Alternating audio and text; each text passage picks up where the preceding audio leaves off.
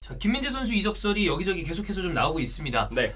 본인의 어떤 사실 명확한 이야기를 우리는 아직까지는 들을 수 없고, 바이에른 뮌헨 구단도 그냥 내보낸다는 아닌 것 같고, 어쨌든 재정적인 부분 때문에 고주급자에 대한 어떤 거취 이동.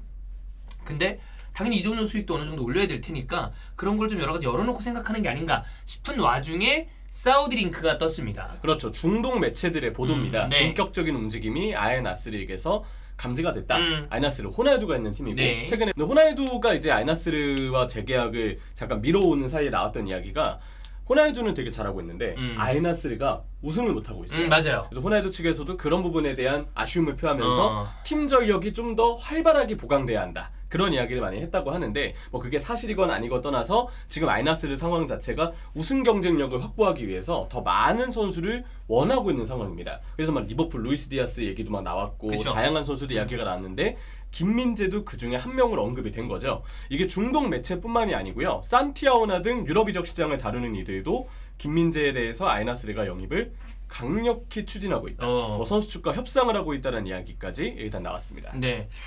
또 사우디다 보니까 이적료 규모는 제법 돼요. 네. 지금 나오는 얘기는 뭐 5천만 유로 뭐 근처라고 얘기가 되는데 그러면 바이에른 뮌헨이 원하는 어떤 최근에 나왔었던 이적료랑 비교적 부합이 되거든요. 그렇죠. 사실 김민재 선수를 처음 영입할 때 5천만 유로 가량을 썼다라는 보도 내용이 있는데 그에 근접한 금액이기 때문에 사우디 리그 제안이 사실이라면 뭐 바이에른 뮌헨 입장에서는 뭐 수지타산 딱 매겨봤을 때 이 돈이면 우린 괜찮다라고 딱 떨어질 가능성이 크고 알 나스르는 지금 김민재 영입에 매우 적극적이다. 기사에선 그렇게 나와 있어요. 선수 측과 긍정적인 분위기 속에서 협상을 진행하고 있다. 김민재 본인도 사우디행의 긍정적 입장이라는 보도 내용은 적혀 있습니다. 있습니다. 뭐 실제로 김민재 선수가 이렇다라고 얘기를 한 건 아니지만 그렇죠. 그러한 얘기들이 나오는 걸로 봤을 때 정말 긍정적인지까지는 알 수 없으나 뭔가 열어놓고 오퍼를 듣는 와중에 이런 이야기도 오고 가는 건 맞는 것 같아요. 그렇죠. 그러니까 사우디 리그의 팀 특히 알 나스르가 이제 김민재 선수와 뭔가 대화를 할 수 있다. 그런 정도로 우리가 좀 해석을 하면 될 것 같고 바이에른 뮌헨의 입장도 기사에 나와 있는데 저는 이거 그냥 괄호치고 이렇게 언급하고 싶어요.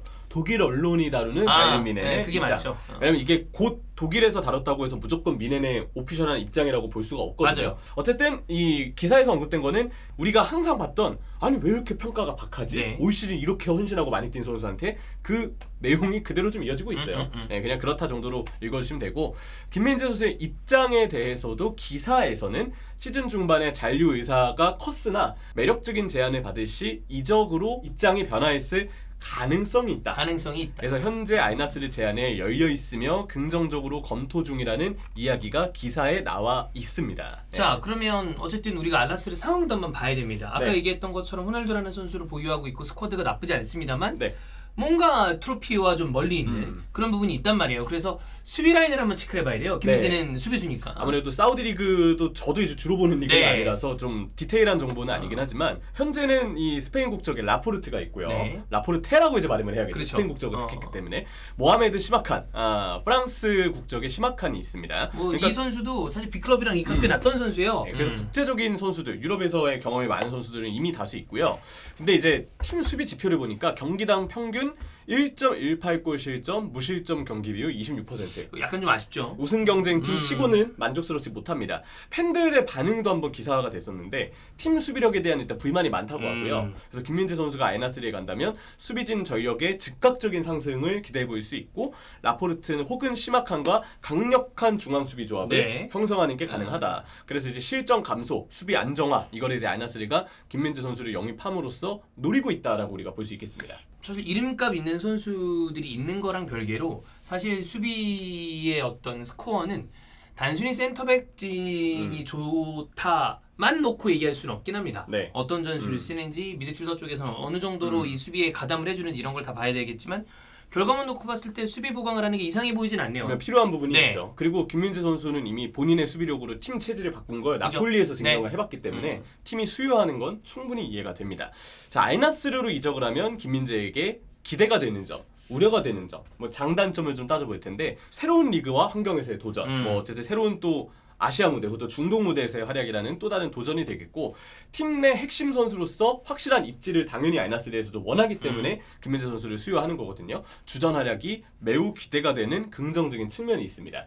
자, 부정적인 측면은 역시 유럽 최상위 리그 경력을 더 이상 이어갈 수 없다는 점. 아무래도 이런 부분에 대해서는 이제 팬분들이 좀 아쉬워하는 분들이 많죠. 왜냐하면 절정의 기량을 가진 선수고 바이에른 뮌헨이라는 뭐 이른바 레바민의 네. 주전 센터백이기 때문에 어찌 보면 움직일 곳이 없기도 해요. 그렇죠. 더 어딜 가겠나. 올라갈 위치가 없죠. 네. 이미 최고에 있으니까. 그런 상황인 걸 감안했을 때 좀 더 김민재를 최상위 레벨에서 보고 싶다라고 네. 생각하는 팬분들 입장에서는 아쉬움이 있는 건 당연히 맞다고 봅니다. 그렇죠. 그래서 이거는 아무래도 나이를 고려했을 때 지금 유럽 것도 최상위권을 떠나버리면 이후에 다시 돌아오는 건 쉬운 일은 아니죠. 매우 어렵기 때문에 네.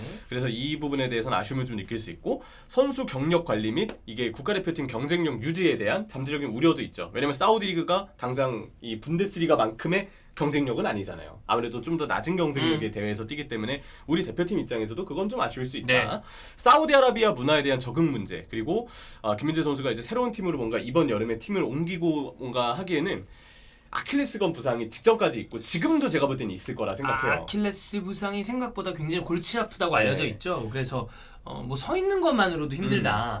뭐 그 정도 얘기가 있어서 이런 부분이 어떻게 관리되는지는 중요하긴 네. 합니다. 지금 시기에 팀 옮기는 건 본인에게도 그래서 리스크가 좀 있다. 그런 얘기는 당연히 드려야 되겠고요. 자, 그러면 이 이적설의 신빙성을 어떻게 봐야 되냐? 뭐 중동 현지 매체, 유럽의 이적 시장 뭐 산티아고나처럼 정말 많이 이적 시장 소식을 다루는 주요 사람들, 인물들 그리고 독일 현지 매체 등 다양한 경로에서 되게 일관된 내용이 보도가 되고 있습니다. 그렇다면 아마 이야기는 되고 있을 가능성이 충분하지 않나. 그렇죠. 네. 없는 얘기는 아닐 수 있다. 그러니까 아마 이런 오퍼를 한 군데만 받고 그렇지 않거든요. 그죠. 페이퍼가 네. 오는 경우도 많고 그래서 되게 다방면으로 열어놓고 이적 협상을 하는 경우가 많은데 아마 다른 빅리그에서 김민재 선수와 네. 링크나는 팀들도 서로 이야기하는 게 있을 거고 그 중에 하나가 알라스르인데 이게 그냥 지나간 헛소리냐? 그건 아닌 것 같고. 그렇죠. 그리고 이해관계도 부합합니다. 네. 아이나스를 수비 강화, 리그에서 우승권 도전하는 것, 그리고 바이에른 뮌헨 선수 매각으로 뭐 주급에 대한 부담도 감소하고 자금 확보하는 네. 것, 그리고 김민재 새로운 환경에서의 네. 뭔가 주전 역할을 보장받는 것 이런 부분에 대한